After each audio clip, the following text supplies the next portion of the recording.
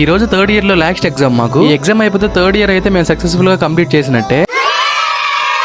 Semesters అసలు ఎలా అయిపోయాయో కూడా మాకైతే అర్థం కావట్లేదు. కళ్ళు మూసి తెరిసిలో ఫోర్త్ ఇయర్ అయితే వచ్చేసి పడ్డాము. ఇదే అనమాట మా college, Chalapathi institute of engineering and technology లామ్. సరస్వతి దేవి నమ్మ ఎగ్జామ్ రాయంటే స్లిప్పులు నమ్మ ఎగ్జామ్ రాస్తారంటారు మా వాళ్ళు. అట్లా ఉంటది మా వాళ్ళతోటి, అట్లుంటది మనతో.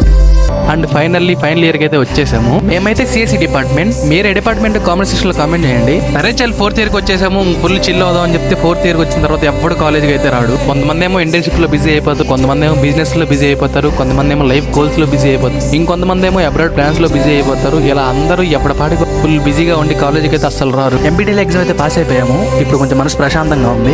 అబ్బా సాయిరామ్. ఇదే మా భోజనశాల.